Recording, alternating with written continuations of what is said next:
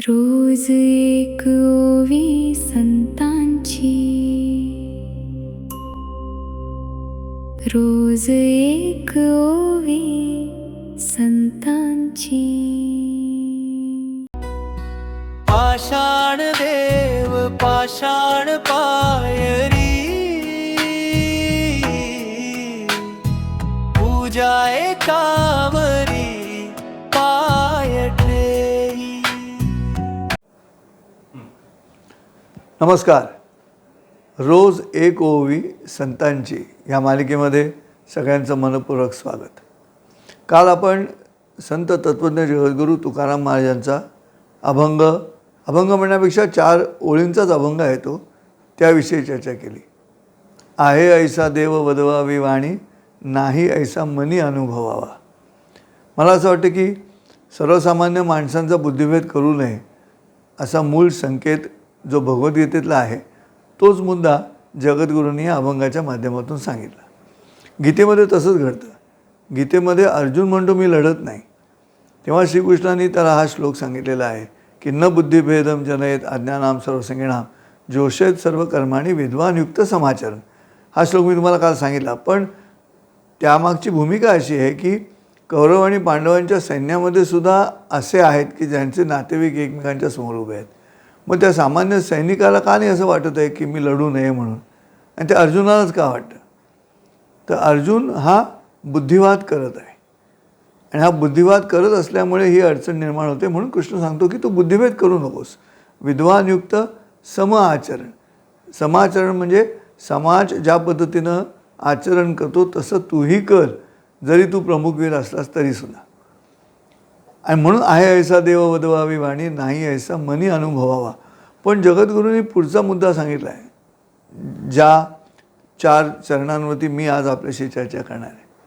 आणि जगद्गुरू संत तुकाराम महाराज म्हणतात, पाषाण देव पाषाण पायरी, पूजा एकावरी पाय ठेवी.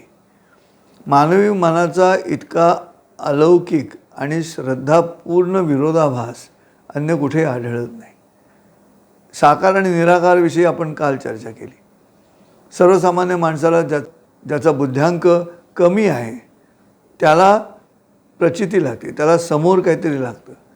काहीच समोर नाही, निर्गुण निराकार असा विचार करून कोणी श्रद्धा किंवा भक्ती करू शकत नाही. सगळ्यांना नाही जमणार ते.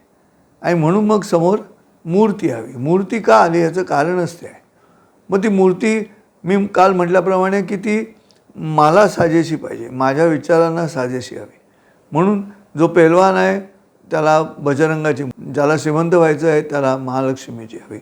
प्रत्येकजण आपापल्या मनातल्या गुणवत्तेप्रमाणे समोर देवाचं स्वरूप पाहतो.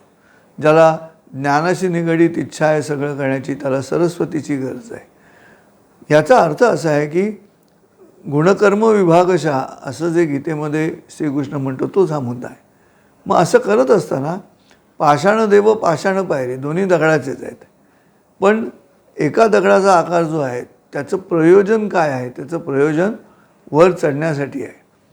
एका मागोमाग एक पायरी येते आणि त्या पायरींवरती पाय ठेवत माणूस वरती चढतो. आणि त्यामुळे पायरी तयार करताना सुद्धा मनामध्ये देवाकडे जायचीच इच्छा आहे, परमेश्वराच्या दिशेनं प्रवास करायचा आहे, म्हणून त्या पायऱ्या हव्या आहेत. मूर्तीची रचना कशी केलेली आहे? मानवी देहासारखीच आहे. नाक, कान, डोळे, हात, पाय सगळं मानवी देहासारखंच, अलौकिक. पण तो अजून काहीतरी करतो म्हणून त्याला अजून हात आहेत, 4 हात आहेत. एक आशीर्वादाचा हात आहे, एक देण्याचा हात आहे, एक शस्त्राचा हात आहे संरक्षणासाठी, आणि एक शांतीचा हात आहे. असे 4ही हात त्याच्याकडे आहेत. जगद्गुरूंचं अशा पद्धतीनं समाजाला मार्गदर्शन करणं हे अलौकिक ठरतं. त्यांच्या अभंगांमधून हा मुद्दा येतो, समजून घ्यायचा आहे. तो आपण समजून घ्यायचा आहे की अरे हे यांना काय म्हणायचं आहे, त्याला रीडिंग बिटवीन द लाईन्स असं जे आपण म्हणतो. उदाहरणार्थ आता वृक्षवल्ली आम्हा सोयरे वनचरे अशी ओळ घेतली जगद्गुरूंची की सोयर शब्द तिथे आलेला आहे. मग आपण असं समजायला हवं की जगद्गुरूंची इच्छा आहे की आपण झाडं लावली पाहिजेत, कारण सोयर हे मूल जन्माला आल्यानंतर लागतं आणि सूतक माणूस मेल्यावर लागतं. मग सोयरे असं जेव्हा म्हणतात तेव्हा आपण झाडं लावायला हवीत असं जगद्गुरूंचं सांगणं आहे, हे आपण समजून घेतलं पाहिजे. तसंच याही ठिकाणी पाषाण देव पाषाण पायरी, एका ठिकाणी डोकं ठेवतो आहे आपण त्याच दगडावरती आणि एका ठिकाणी पाय ठेवत आहोत. पण पाय ठेवत असताना सुद्धा आपण नमस्कार करतो पहिल्या पायरीला आणि मग चढायला सुरुवात करतो. आणि म्हणून सकाळी उठल्यानंतर सुद्धा जो श्लोक आहे तो श्लोक हा पुढील प्रमाणे आहे. हा जो श्लोक आहे तुम्ही आता स्क्रीनवरती बघत आहात, तो श्लोक आपण दररोज सकाळी उठल्यानंतर अंथरुणातून जमिनीला पाय लावतो, पृथ्वीला पाय लावतो, म्हणून पृथ्वीची क्षमा मागतो आणि मग पृथ्वीवरती पाय ठेवायचे असतात. काय सुंदर कल्पना आहे. संस्कृती किती उच्च दर्जाची आहे बघा. हां, या सनातन संस्कृतीमध्ये सकाळी जागत आल्यानंतर ज्या जमिनीवरती आपण जिवंत राहतो त्या जमिनीचे ऋण फेडण्याचा मार्ग काय, तर तिला नमस्कार कर, बाई माफ कर मला, मी तुझ्या पाय ठेवून आता चालणार आहे म्हणून. पाषाण देव पाषाण पायरीमध्ये पाषाण शब्द जरी असला तरी तो हृदयामध्ये पूर्ण भक्ती भरलेला मार्ग आहे. तो दगडाचा असला तरीसुद्धा अनेक बुद्धिवादी दगडाच्या मूर्तीमध्ये काय असं म्हणतात, अनेक धर्म पण आहेत असं म्हणणारे, त्यांना मूर्तीपूजा मान्य नाही. परंतु माणसाच्या मनाचा वेध घेत निर्माण झालेली जी रचना आहे परमेश्वराची ती या ठिकाणी आहे. आणि म्हणून मी काल म्हटलं की जो ठाऊक आहे तो वेद आहे, जो ठाऊक नाही तो देव आहे. त्याच्यावरही चर्चा. मग मला विचारलं असं काय उदाहरण आहे. म्हटलं आणखी पण उदाहरण आहेत. जे वाक्य नाही ते काव्य आहे किंवा जे काव्य नाही ते वाक्य आहे.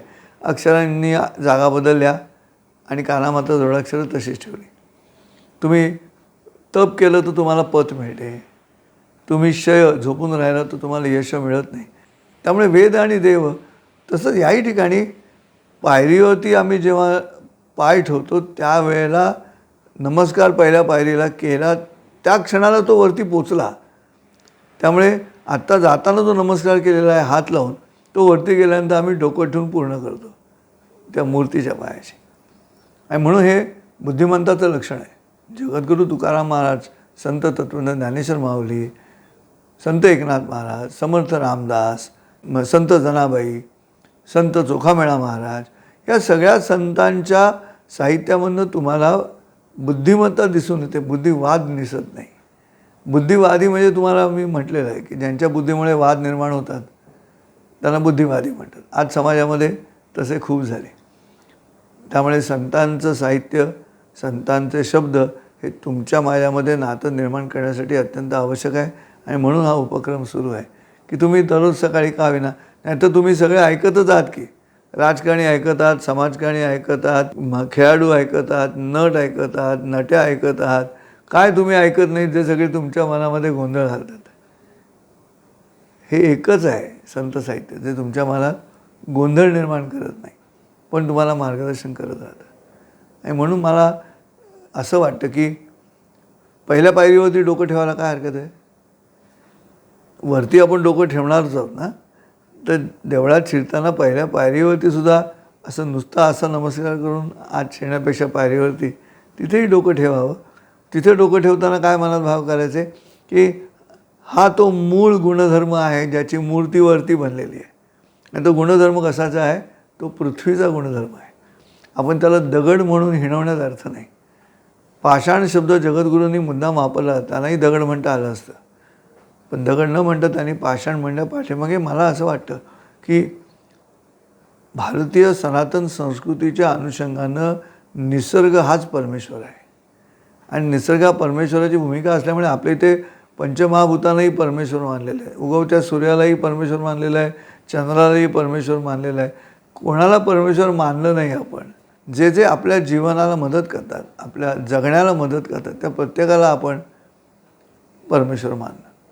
आपण वृक्षाला परमेश्वर मानलं, वडाची पूजा करतात म्हणजे वृक्षालाही पूजा मानतात, गाईची पूजा करतो आपण, प्राण्यालाही आपण परमेश्वर मानतो. प्रत्येक गोष्टीमध्ये परमेश्वराची रचना आहे. श्री दत्तमूर्तीच्या आजूबाजूला जेव्हा श्वान दिसतात तर तिथेही आपल्या लक्षात येतं की त्यांना कोणतं स्थान मिळालेलं. इतकंच कशाला, छोट्यातला छोटा प्राणीसुद्धा आमच्या परमेश्वराच्या बरोबर त्याचं वाहन म्हणून जात येत असतो. मूषक, उंदीर, ही निसर्गाची प्रक्रिया आहे. त्यामुळे जगद्गुरूंनी जेव्हा या पद्धतीनं पाषाण देव पाषाण पायरी पूजा एकावरी पाय ठेवे असं म्हटलं, त्यावेळेला त्यांचा हा जो बुद्धिमत्तेचा अत्यंत महत्त्वाचा आविष्कार आहे तो तुम्हा आम्हाला मार्गदर्शन करण्यासाठी आहे. म्हणून मी काल म्हटलं की देवाला रिटायर्ड करा, तुमच्या मनात रिटायर्ड करा. जनामध्ये बोलताना मात्र देव आहे असंच बोला. रोज एक ओवी संतांची. जरूर सबस्क्राईब करा, प्रचार करा. जर राजकीय गोंधळ ऐकण्यासाठी तुम्ही सबस्क्राईब करून लाखोच्या वर व्ह्यूज निर्माण होत असतील तर हा जो सदहेतू आहे माझा, त्या सदहेतूचा आपण विचार करा की अरे कुठेतरी मनाला विसावा हवाच आहे ना. तो विसावा जर दररोज सकाळी 5 वाजता रोज एक ओवी संतांची या कार्यक्रमातून मिळत असेल तर घ्यायला काही हरकत नाही. पहाटे एक नाही तर दिवसभरात कधी बघा, जास्त वेळ मी घेत नसतो, 10 मिनटाच्या आसपास तेवढी वेळ झालेली आहे असं मला कळतं आहे. तेव्हा या ठिकाणी थांबतो. पुन्हा भेटू उद्या नवीन संतांच्या साहित्यासहित, अक्षरांसहित, अभंगांसहित. तोपर्यंत आनंदात राहा, मजेत राहा, प्रसन्न राहा. रामकृष्ण हरी. रोज एक ओवी संतांची. रोज एक